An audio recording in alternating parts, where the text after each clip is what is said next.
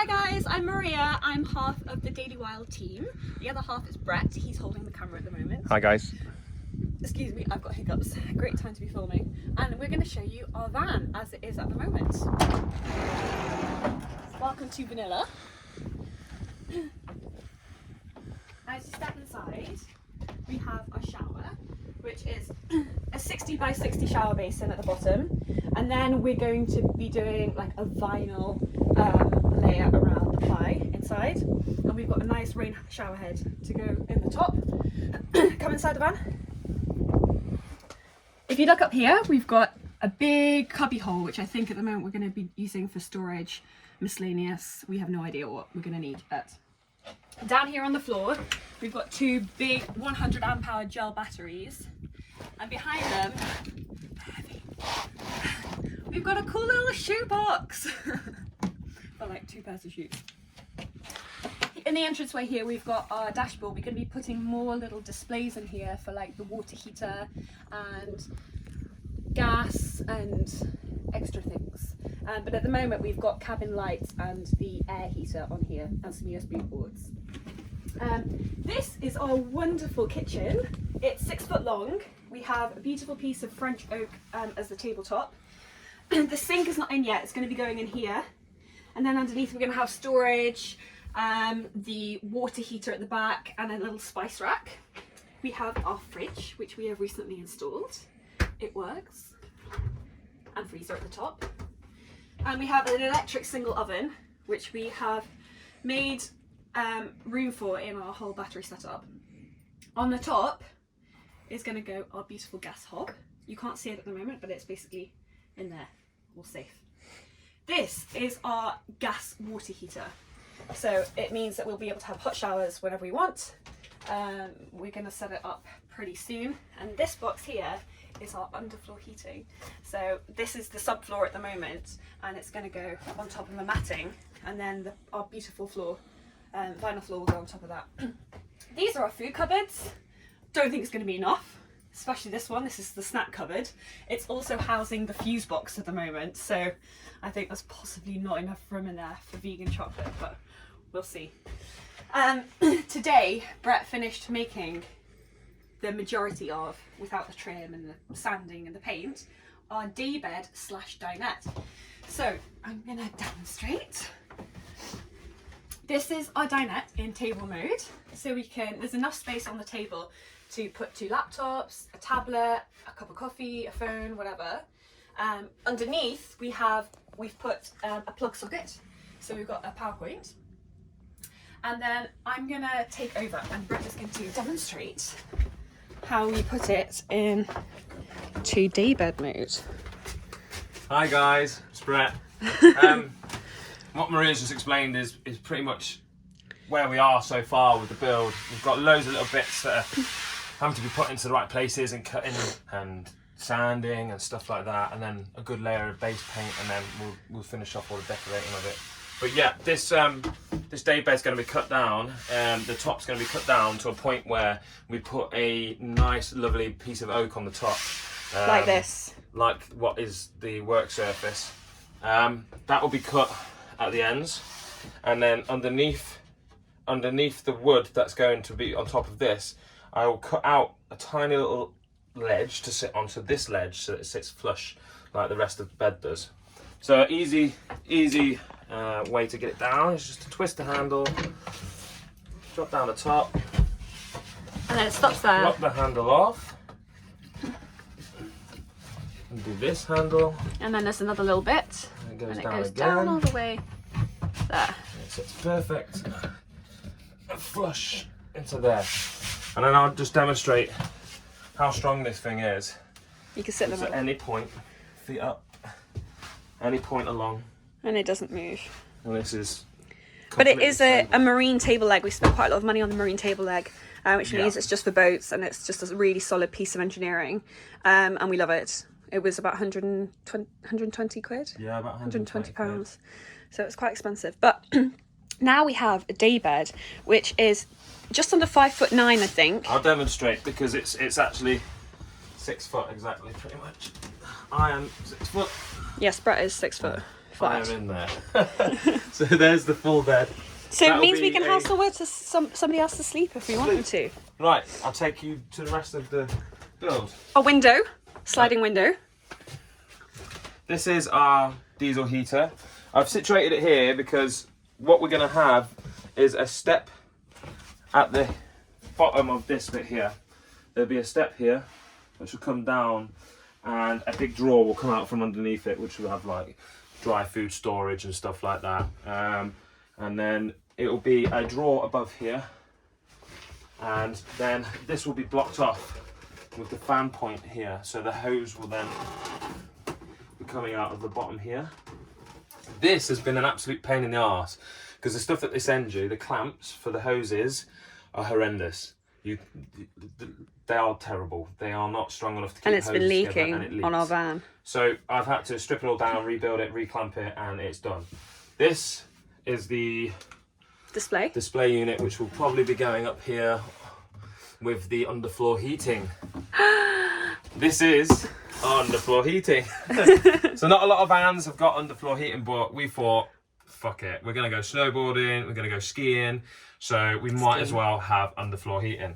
So the underfloor heating is 240, which will be just hooked up straight to the fuse box and then into the 3000 watt inverter, which has 300 amp hours of battery power. 320. And it's got two 12 volt 100 amp hour, no, three 12 volt 100 amp hour gel batteries that are going to be attached to it. So it'll be plenty enough to do it. But when we come off the slopes and we're freezing cold, we'll come back to this lovely underfloor heating that we've got. So exciting. A little bit more about the IMAS as well. That's going to be gas, which is going to be connected underneath the van. We've got a... What's this again, babe? This is the IMAS gas electric water heater. So this holds water inside it, and it will heat it up, and it will circulate through from the water that we store in our tank at the back. This was a bit...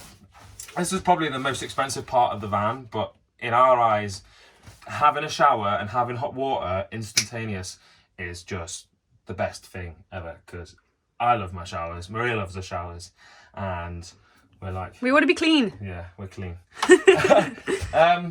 So because of that, I've decided to tell Maria we're getting a bigger water tank.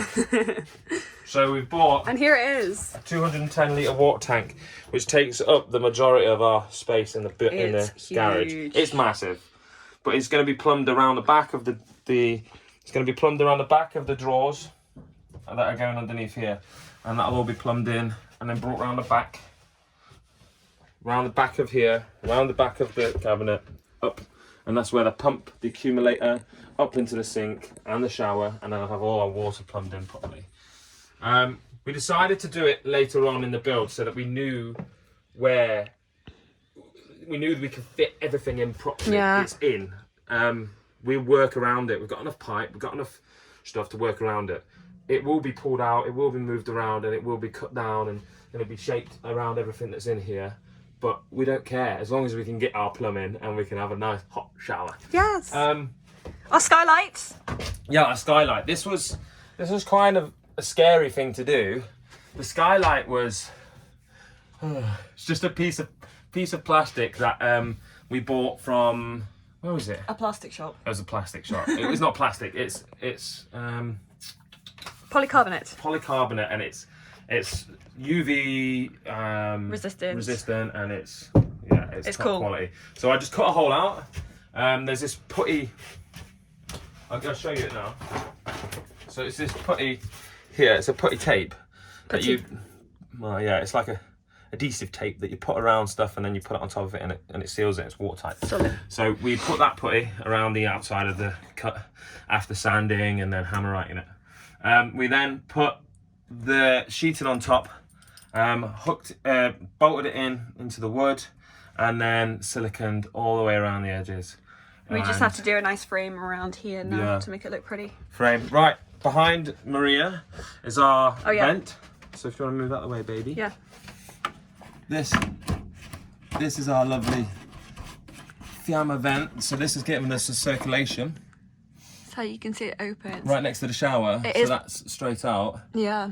but it opens all the way. And it is permanent. There's holes in it, so it's permanent ventilation in the van, which is really good. So it's got a second layer of plastic that sits over the top of the other layer of plastic with a slight gap in between, which allows the circulation to come through. We've got the roof window in. We messed up. I'm gonna tell you now. We messed up. We were supposed to do another fan at the other end. We've got a max air fan, and we bought this beautiful 12-volt fan, max air. It's beautiful. Yeah. And we're gonna go put it here, directly above the bed. Once we've got that in, that'll pull circulation from the centre window, which is here. It opens up like that. That's the door. And then that closes off and locks in. I put 2 rear windows in. They haven't got ventilation. I've put some. Oh, there's Maria's dad. That's my daddy. We've put some tint on the windows so that there's a bit more privacy. That will be stripped off eventually, and we'll have some nice little curtains, and it'll be locked up, and it'll be beautiful. Like a thermal layer in there. Wardrobe. So wires everywhere because we've got the wires hanging up at the moment. This was something we bought right at the start, and we were just like, we need this. Let's put it in. Don't mind the electrics, they're all going to be boxed off, taped up and sorted out, but that's got us a double switch there, and then a light switch which controls the lights at the back. These are all to be put in yet. As we said, we're halfway through a build at the moment. I'm just going to put the lights on so you can see. So Maria's just going to put the lights on. I've just turned them on from the little dash I showed you earlier. She'll take over. So there are our little spotlights. Obviously they'll be like they won't be hanging. I'm going to put them in when we like finished. I need to paint and sand and everything. And then in here we've got a full double bed. So we've bought a cinema mattress. It fits perfectly because it's foam and it like squishes just a little bit the sides. I think we're like 2 or 3 centimeters off it being a full double in length, which is fine because neither of us are like 6'3" or whatever a double is. Here is a plug point, and we're going to have a big I shouldn't have gone so close to that. We're going to have It's not live, don't worry guys, it's not live. We're going to have our big television, which we've already got, and we just need to hook it up, and we're going to put it on a bracket, one of those arms that comes out and like moves around, so we can lie in the daybed and watch it, or if we've got people around and it's a beautiful day, we can open the back doors up and we can pull the TV out and then show, you know, like a movie outside. We can all sit in chairs and stuff. So this is also a PowerPoint, but that's going to be directly laid into a light that will sit above the window and above the daybed, so that when we're sat in the daybed, we've got power. We've got light. Underneath the daybed, at the back, if you can see that, we've also got a little bit where it's going to have a single plug socket, and that will allow us to plug in our laptop and stuff like that. Everything is directly led to this fuse box. This was an absolute pain in the ass to fit on, and then that allows us to have all of our power on, so it's an easy way to just cut out all power, whatever's really going on, it will be able to cut it off. An extra precaution that we've done is a fuse spur for the fridge, so the fuse will be, if there's anything wrong, it'll blow here first, and then if it somehow manages to bypass that, it'll blow here. And then if it somehow manages to bypass that, it'll go to here. This is a pain in the bloody arse getting it working. I've tried so many different things to get it working properly, and I've now finally got it working, and I've had to move it because of the position it was in. It was hard to get to all the time.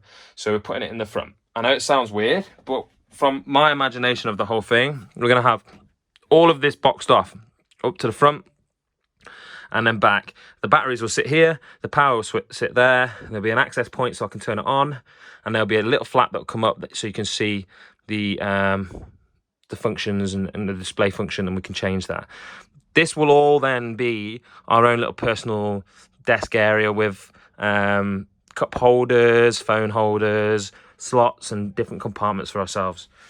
So at the end of it all, we'll have complete power running through the van for our lights, plug sockets, and everything all over the van. And that's it. Do you want to say bye-bye? Bye! Bye!